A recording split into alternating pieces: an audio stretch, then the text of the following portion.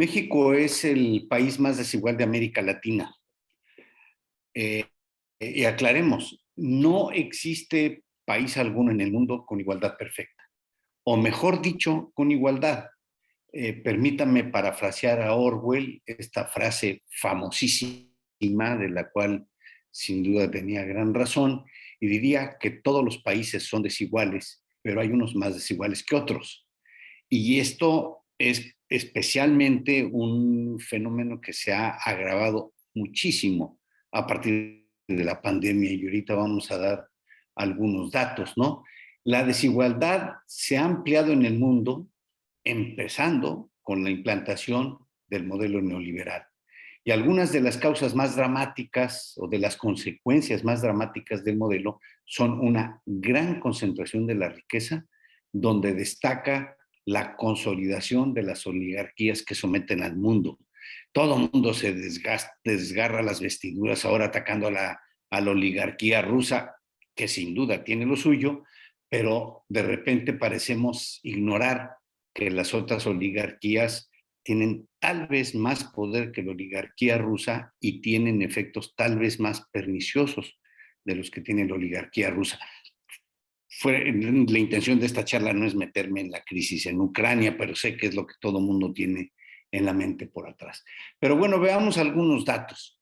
Según Statista, Elon Musk posee 239 mil millones de dólares. Y esto le hace a él creer que tiene la autoridad para impulsar a la ultraderecha trumpiana en Estados Unidos, cosa que ha hecho con una gran intensidad un grupo racista, discriminador, y también cree tener la autoridad para determinar las condiciones del conflicto entre Ucrania y Rusia. Esto lo ha hecho por medio de la extorsión, por ejemplo, cuando sostuvo que su sistema de satélites dejaría de apoyar las estrategias de Ucrania si Ucrania no aceptaba las condiciones políticas que él ponía. Y no estoy seguro que nadie pagaba esos 20 millones de dólares al mes, porque muy filantrópico este cuate no es. Bueno, en segundo lugar está Bernard Arnault, que tiene 195 mil millones de dólares. En tercer lugar, Jeff Bezos, que tiene 183 mil millones de dólares. Y este especialmente se caracteriza por la explotación brutal y despiadada de los trabajadores. Los trabajadores en las plantas de Amazon hacen hasta lo imposible para tratar de organizarse, y Amazon invierte todo lo que puede para evitar la sindicalización. Y entre otras de las gracias que tiene Bezos es que aniquila a los pequeños comerciantes o los pequeños negocios que se acercan a Amazon como un mecanismo, pues, de comercialización, porque sin duda es uno de los mecanismos más potentes, junto con Alibaba, la China, que son de los más potentes en el mundo. Después sigue Bill Gates, el creador de Microsoft, con 132 mil millones de dólares, y Larry Page con 121 mil millones de dólares, y me quedo con esos cinco. La fortuna de Musk y de Arnault es superior al Producto Interno Bruto de Austria, Noruega, los Emiratos Árabes, Nigeria e Israel. No estamos hablando de países menores, estamos hablando de países que son potencias económicas en el mundo. Si se suma la fortuna de estos cinco oligarcas que he mencionado, esta llega a 871 mil millones de dólares, que es superior al Producto Interno Bruto de Turquía, de Holanda, de Suiza, de Arabia Saudita. Bueno, y entonces efectivamente lo que vemos es que lo que se ha dado por llamar, yo creo que con mucha razón, el capitalismo político, está detrás de una buena parte de las formulaciones imperialistas, especialmente la rusa y Ucrania, y están también las versiones de las otras oligarquías que, entre otras cosas, por ejemplo, están llenando el espacio de basura.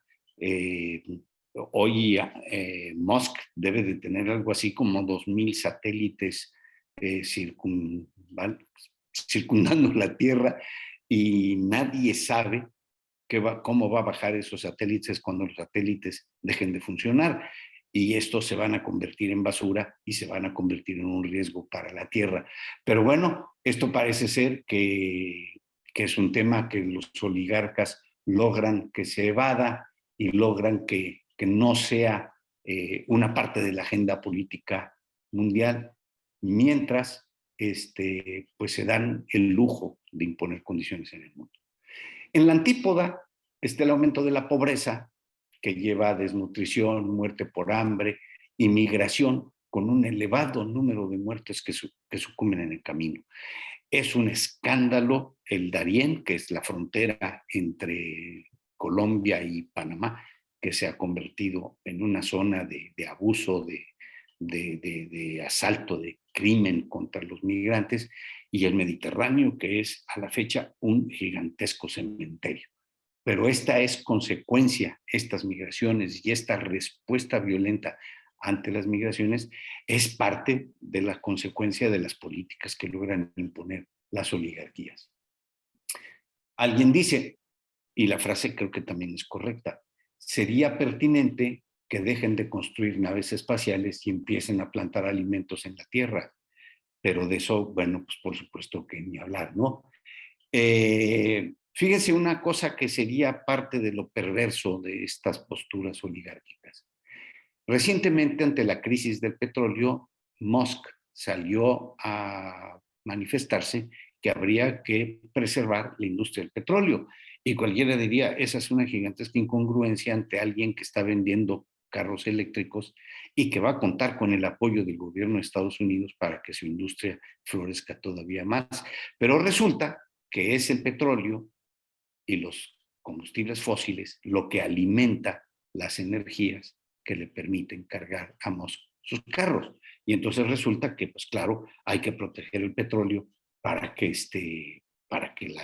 el negocio de los carros eléctricos siga creciendo. Y por el otro lado, Musk anuncia que en el caso de comprar Twitter, sigue el lío porque sigue la parte judicial, despediría al 75% del personal. Bueno, esto da un poco la imagen de lo descarnado del poder de las oligarquías. Y bueno, entramos porque México no se puede quedar atrás. Según la fuente que uno lea, México está dominado entre 33 o 37 familias. Estamos hablando de un país de 130 millones de habitantes y estamos hablando de la decimosexta economía del mundo. Pero en contra, México tiene 90 millones de pobres. En 2014, esas 37 familias poseían 180 mil millones de dólares, que equivalían al 15.1% del PIB.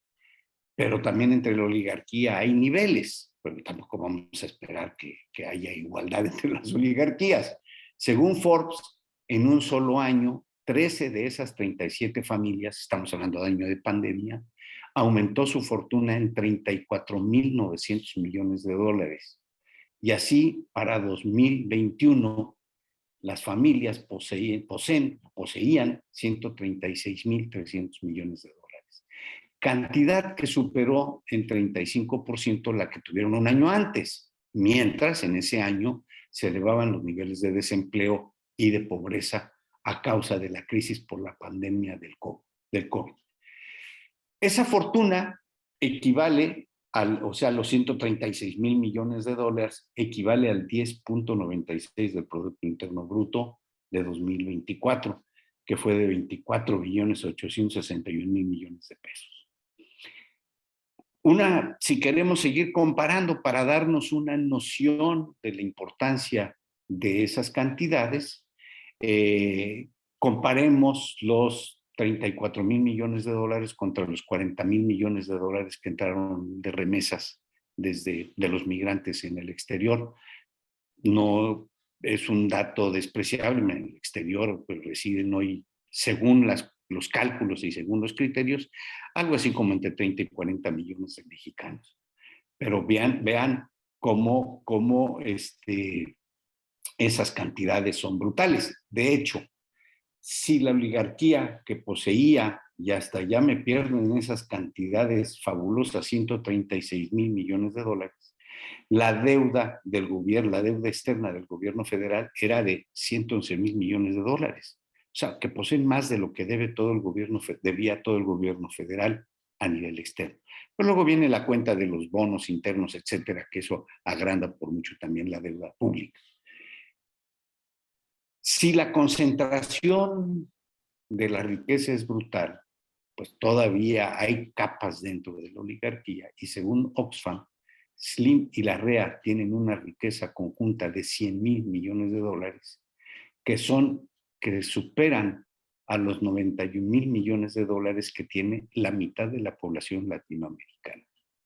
O sea, en realidad llega ya a estas cifras de sueño, de fantasía y totalmente irracionales para tratar de entender para qué quieren todo ese dinero. Y sobra decir que estos dos personajes quieren apoderarse de Citibanamex, la operación que va a vender ese banco, lo cual reforzaría en mucho su capacidad de acumulación económica y con mucho la capacidad de decisión y de presión política. Parte del mecanismo de la desigualdad fue la congelación y deterioro del salario real, lo que propició un empobrecimiento extremo y una pésima distribución del ingreso y, por supuesto, un elevado porcentaje de informalidad. Hasta 2018, el mexicano promedio había perdido 2 generaciones de ingreso y la recuperación ha sido muy lenta. Ciertamente el gobierno actual ha puesto el énfasis en la recuperación del salario, en parte porque es una obligación impuesta por el Tratado de Libre Comercio con Estados Unidos y en Canadá, y en parte porque no hay manera de recuperar el mercado interno con esas cantidades de pobreza que existen en el país, y ahorita vamos a entrar un poco más adelante. La postura que negaba la política industrial lanzó a una buena cantidad, bueno, y esto es porque los neoliberales decían que la mejor política industrial era la política que no se ve, y la política que no se ve no existe, porque simplemente lo que les interesaba era conectar al país a la esfera internacional, globalizarlo, debilitar la industria interna y debilitando la industria interna, cancelar por lo menos esos empleos. Y la sociedad reacciona y por lo tanto, si no hay un empleo formal, pues tendrá que haber un empleo informal. Llegamos así, por ejemplo, a que por el porcentaje, en datos de 2017, el porcentaje de la población económica activa que estaba en la informalidad era el 69.8% de hombres y el 76.1% de mujeres. Son cantidades brutales que realmente explicarían en parte la cantidad de problemas que está viviendo el país y que se convierten en trabas estructurales para su crecimiento, ya no digamos para desarrollo, simplemente para hablar de crecimiento. Esto, pues, lo acompaña la corrupción, el maridaje entre altos funcionarios con las oligarquías y la burguesía internacional, sacrificó el salario en busca de competitividad y privilegió el subsidio a las empresas. Estos no son temas menores. Hemos tenido una capacidad de atracción de maquiladoras extremadamente fuerte que llegan al país, no solamente por la cercanía con el mercado de Estados Unidos, sino especialmente porque el salario había sido castigado para volverlo competitivo. Y el salario castigado quiere decir que es un salario de hambre. Hay en México gente que tiene 2 empleos y que sigue bajo el índice de pobreza. Y bueno, parte de este modelo estaba los subsidios. Felipe Calderón y Enrique Peña Nieto condonaron 400,902 millones de pesos en impuestos a las 170 grandes empresas del país. Entre estas se encuentran televisoras, farmacéuticas, automotrices, mineras, tiendas departamentales, grupos financieros y hasta equipos de fútbol. Esas empresas batallan en los tribunales para que no se conozca su nombre, o sea, ocultar la impunidad. Es el Estado que los protege y ese es el concepto de capitalismo político. Son empresas que pueden crecer solamente con apoyo del Estado. Sin el apoyo de él, simplemente no. Y lo hemos visto en estos últimos años como una cantidad muy importante de empresas empiezan a tropezarse porque dejaron de perder los apoyos políticos que se traducían justamente en esta transferencia de recursos. Por ejemplo, a 58 empresas les condonaron 189,000 millones de pesos. Y esto, pues de paso, nos da una idea sobre el nivel de la ineficiencia y de incompetencia de los empresarios, así empresarios entre comillas, que logran viabilidad violando la ley o acogiéndose a la protección gubernamental. Inclusive se llegó a financiar a empresas transnacionales que simulaban hacer investigación. El CONACYT ha anunciado que se transfirieron 41,000 millones de pesos para este fin solamente en el periodo de Peña Nieto. Y bueno, mencionaba yo de pasada la corrupción y veamos algunos datos. En 2015, la corrupción le costaba al país 890,000 millones de pesos al año, o sea, el 5% del Producto Interno. Pero el sexenio de Peña Nieto superó esa marca y según Wikipedia, el costo de la corrupción ya alcanzó hasta el 9% del PIB. De ahí que tienen razón los que dicen que sin la corrupción mexicana, sin la corrupción México sería una potencia mundial. Yo quiero platicar una anécdota. Estando en una ocasión en la Cámara de Diputados, en el Pleno, un diputado se paró y dijo, queremos pedir por favor que regrese Salinas de Gortari. Y todo el mundo medio que se escandalizó y dijo, es que él pedía el 10% y ahora piden el 30%. O sea, el Mr. 10% típico de la corrupción mexicana se convirtió en el 30 o 40% de la corrupción durante esos años. Y bueno, claro, con esas cantidades, con la desviación de esas cantidades, ciertamente las posibilidades de crecimiento y desarrollo se reducen muchísimo. Para darnos una idea, simplemente está la estafa maestra, ¿no? En la estafa maestra se desviaron entre 7 y 8 mil millones de pesos que fueron desviados de los programas de antipobreza para financiar campañas políticas o para que alguien se lo robara. Y este es un tema que lo vamos a ver también un poquito más adelante, pero que tiene que ver.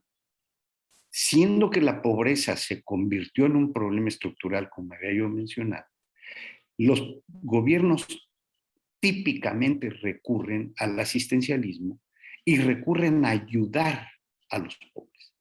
Claro, parte provoca clientelismo, parte provoca que esos pobres no se acaben de morir de hambre y parte ayuda a que el mercado no se hunda por completo. Pero si un gobierno tiene el cinismo y la desfachatez de robarse esos fondos, bueno, pues simplemente los caminos de salida están muy restringidos. Algunas de las consecuencias de ese modelo económico político fue una elevada migración. Hay quien calcula que a la firma del Tratado de Libre Comercio abandonó México 11 millones de personas. Y la sangría ha seguido creciendo y la sangría ha evitado un derrumbe en el campo porque la gente que aún producía para autoconsumo pues simplemente ya no produce porque ya no están y produjo una serie de desequilibrios brutales, por ejemplo, pueblos casi fantasmas, pueblos sin nombres y zonas que cayeron inermes ante las andanadas de lo que yo denomino crimen autorizado, que es la asociación entre los crímenes y el poder político. Esto, bueno, pues genera un elevado número de muertos, de desaparecidos y una marginación que afectó la salud, la educación, provocó tensiones sociales que fueron empezadas con represión y agresiones a la prensa y el activismo social. Según la Asociación Comunicación e Información de la Mujer, durante el gobierno de Peña Nieto se cometieron 448 agresiones contra las periodistas mexicanas. Los ataques aumentaron un 342% con respecto al sexenio de Felipe Calderón. En ese periodo también fueron asesinados 161 activistas de derechos humanos y ambientales, lo que agrava la desigualdad en el manejo de la información y, por supuesto, en la protección de los recursos materiales.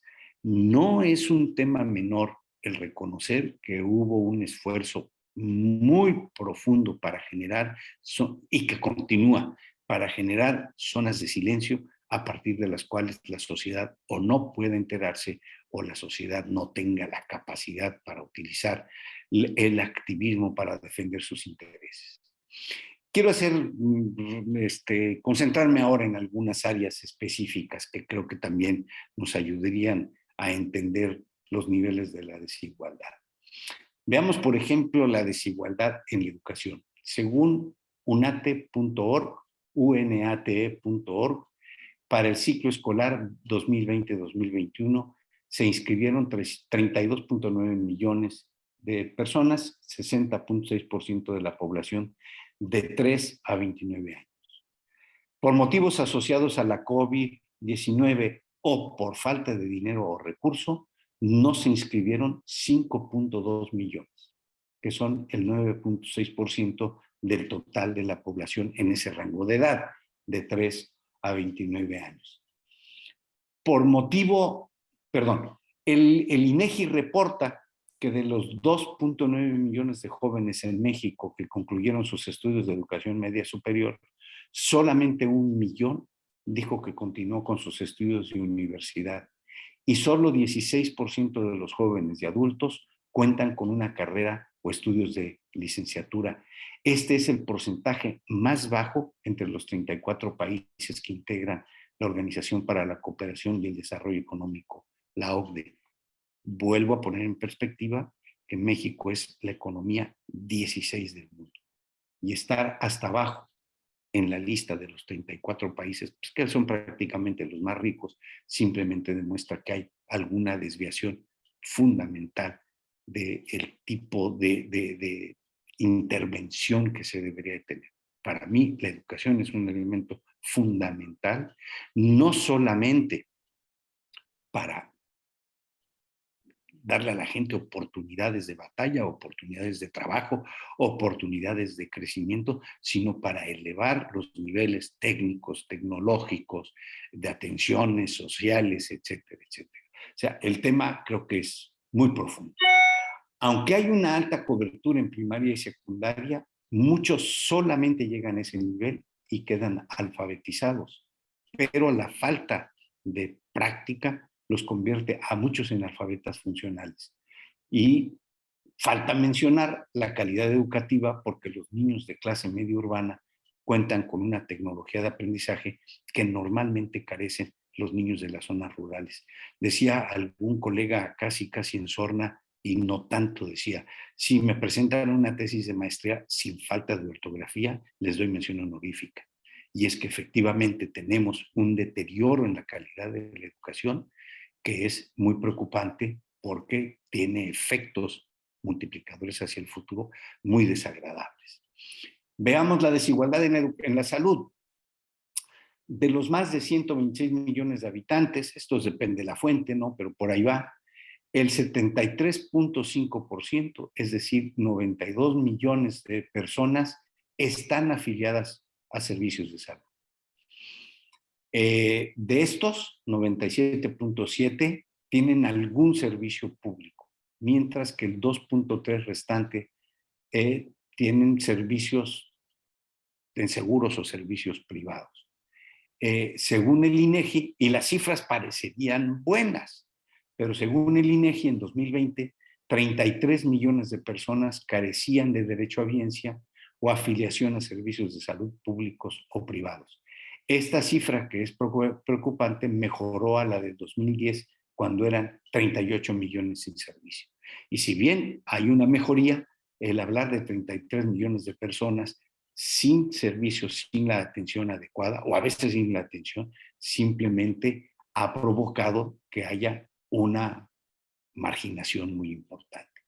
Y la marginación es posiblemente una de las marcas más severas de la desigualdad. La marginación se mide según carencias socioeconómicas. Según la CONAPO, ella incluye indicadores de analfabetismo. El 4.75% de la población no concluye la educación primaria.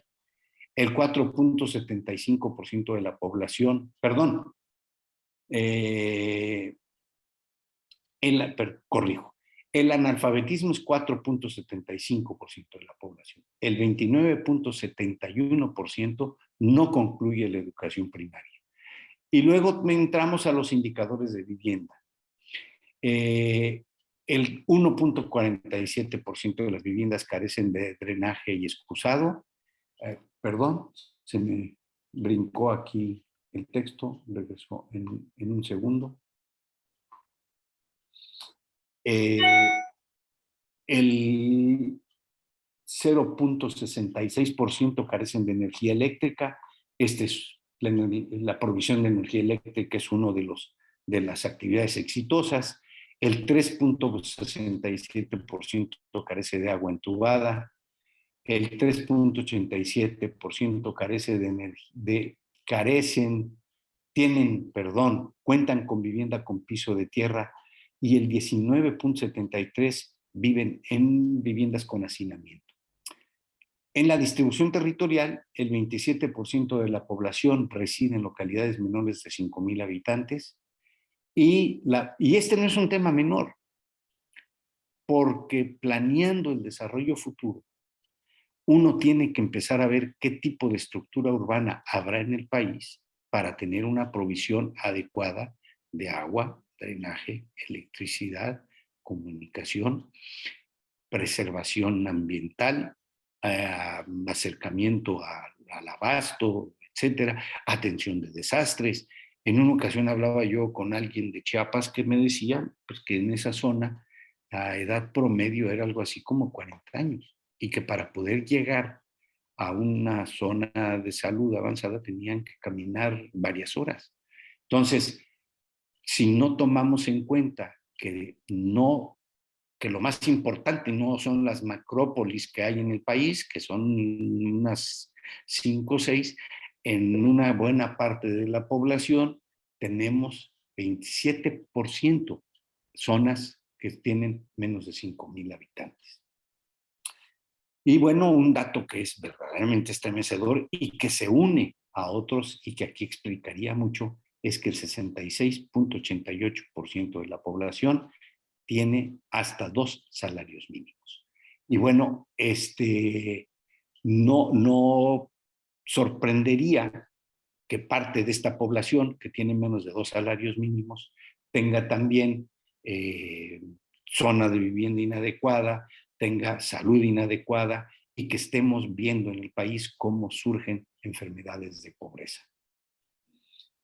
Al grado que hoy ya estamos hablando de enfermedades que habían desaparecido. Estamos hablando de que el 26% de los mexicanos tienen inseguridad alimentaria, y también estamos hablando de que México, con todo y todo, es uno de los países que tiene los problemas de obesidad infantil más elevados. Y esto se refiere a que la gente tiende a consumir productos chatarra, tiene mala escolarización y carecen de todos los avances económicos y sociales. Estas son un poco las consecuencias de la marginación.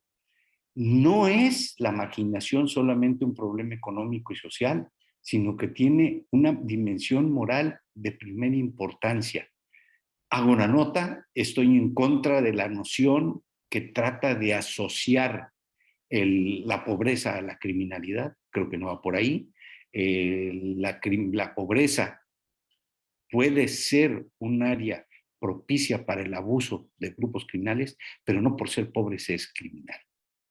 Por ser pobre se vive mucho peor, y por ser pobre se reproduce la pobreza en condiciones que van anclando al país.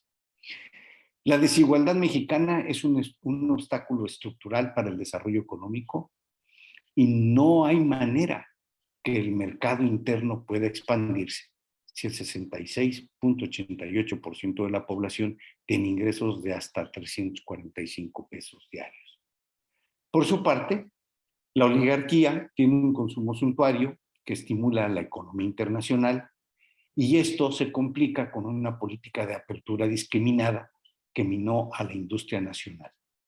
Las remesas internacionales pueden paliar la pobreza y lo hacen, impactan ciertas zonas del país, pero no se puede confiar en que sean un factor de crecimiento económico y mucho menos de desarrollo entendido como un progreso educativo, de salud y, por supuesto, de condiciones de vida, ya no digamos buenas, simplemente dignas.